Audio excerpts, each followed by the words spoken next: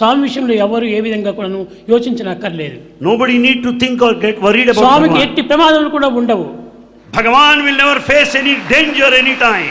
ఎన్ని రకమైనటువంటి కష్టములు వచ్చినా కానీ తట్టుకొని నెట్టుకొని వచ్చేటట్టున్నాడు స్వామి. Swami Bhagavan will proceed forward, will resist. ఎవరు బాధపడనక్కర్లేదు. Nobody need to feel ఎవరు bad. కష్టపడనక్కర్లేదు. Nobody need to feel స్వామి దీన్ని అన్ని సాధించుకుంటూ వస్తాడు. Bhagavan will achieve everything. ఏదో లౌకికమైనటువంటి యొక్క దేహంతో లౌకికమైనటువంటి ఆహారంతో కొన్ని మార్పులు జరగవచ్చును. There may be certain changes because of the physical body. తాత్కాలికమైనటువంటివే కానీ శాశ్వతమైనవి కాదు. They are merely temporary. None of them are permanent. కనుక స్వామి ఎప్పటికీ ధైర్యంగా ఉంటామని మిమ్మల్ని ఆశిస్తున్నాను. Bhagavan wants you to be always courageous. నా మెడిసిన్ భక్తులు చేసిన ప్రార్థనే నా యొక్క medicine.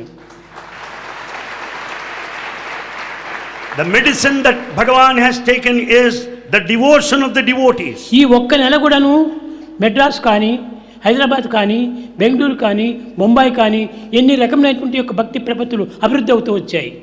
During this period, you find the steadfastness and devotion on the rise, ever increasing in cities like Hyderabad, Bangalore and Bombay. నామస్మరణలు, at every residence namasmarana, కొన్ని యజ్ఞాలు, yajnas, కొన్ని తపస్సులు, tapas, penance, కొన్ని విధమైనటువంటి యొక్క సాధనలు and spiritual practice. ఇవన్నీ అధికంగా చేసుకుంటూ వచ్చారు. They were increasing day by day. వారు చేసినటువంటి యొక్క ప్రార్థనా ఫలమే నేను ఈనాడు మీ దగ్గర నిల్చుకొని మాట్లాడడానికి వీలైంది. Bhagavan is here in our midst, standing in response to the fervent prayer of devotees. నేను దేహమునకు బాధలు కావాలని నేను కోరలేదు, పోవాలని నేను ఆశించలేదు. Bhagavan never wanted the difficulty, nor ever wanted to get over. ఆశించింది మీరే కానీ మీరు ఆశించిన వారు మీరే కాపాడుకుంటూ వచ్చారు. In fact, we had high hopes, and we had to see that our hopes are ఈ fulfilled. దేహం నాది కాదు. This body is not Bhagavan. ఈ దేహం మీదే. Bhagavan's body belongs to you. మీ దేహాన్ని మీరు చూసుకోవాల్సిందే. You have to take care of your body. నేను దేహం కాదు, దేహిని.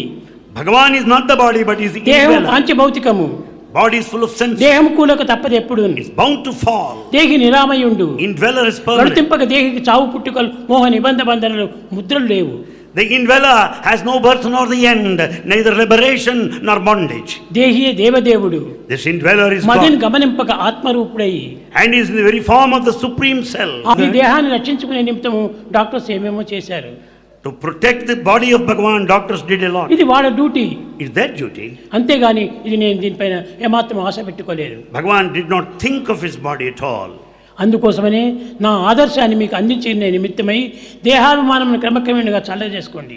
This is the message of Bhagavan. Cut short your body attachment. ఇప్పుడు కాదు, నేను 2 సంవత్సరాల నుంచి కూడా ఈ బోధనలు చేస్తూనే వచ్చాను. Bhagavan has been teaching us for the last 2 years. దేహాభిమానం దినదినంగా తగ్గించుకుంటూ రావాలి. Reduce your body attachment. ఆత్మాభిమానం పెంచుకుంటూ పోవాలి. Be attached to the self. మీరు ఆత్మస్వరూపులే కానీ దేహస్వరూపులు కాదు. You are the very personification of the self, not physical.